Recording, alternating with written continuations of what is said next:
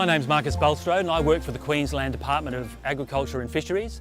I'm a cane extension officer and I work with cane growers to support them improving their practices to improve Great Barrier Reef water quality.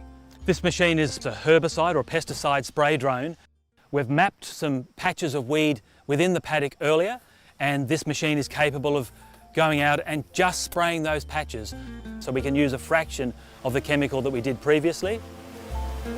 The project that I have going at the moment is a 3-year project in collaboration with Innisfail cane growers. Jointly between DAF and cane growers, we've come up with a plan to have this particular machine spray vines in cane, so red convolvulus in particular.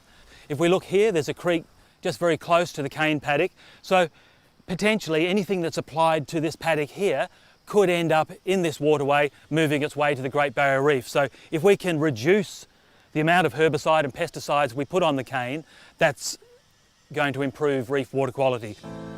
Being able to spray weeds from a drone really began with Dick Camilleri, who's a cane farmer from the region, and some years ago he had the idea that instead of spraying basically the whole paddock, if he could just go out and target the weeds, he would be able to greatly reduce the amount of herbicide that he puts out.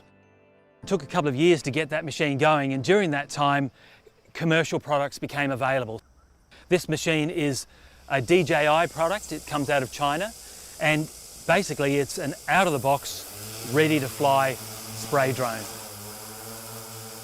Over the last few months we've been working with this machine just to make it a little bit better suited to the environment we have here in the wet tropics. So what I'm going to do now is put some water into the machine and run it through the sprayers. The machine is fitted with 4 spray nozzles. Pairs of these nozzles can be turned off independently. We have changed the spray nozzles in this machine to optimise the droplet size for the spray activity we're doing. The nozzle is a very, very important part of it, and without the right nozzle you can be putting out spray either too much, too little, without any real effect.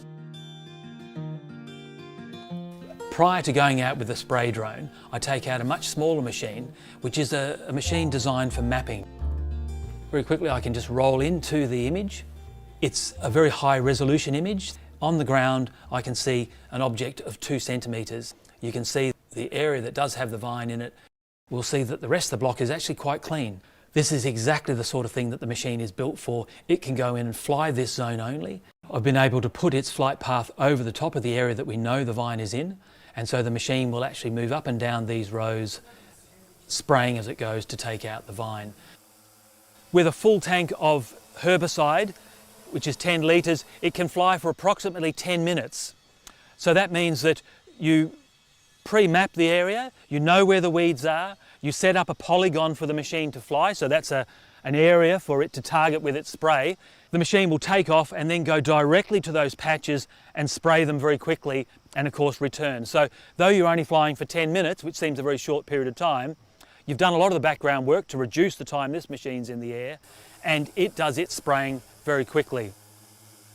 One of the advantages of this machine is that you can get onto the particular cane block at any time of the year, whether it's wet or dry, and of course it can actually force down the droplets down through the cane to be able to get onto the target weed. When I finish spraying, I can actually get the hose and hose it down, which always feels a little bit strange with a very sophisticated bit of equipment to be putting the hose on it, but once again it's built for the job.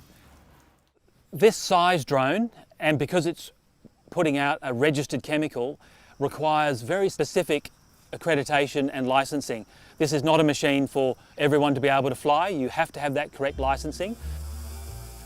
I would picture in the future that cane cooperative groups may own a machine, or possibly contractors who will have the correct licensing and then come out and be able to do the spray activity.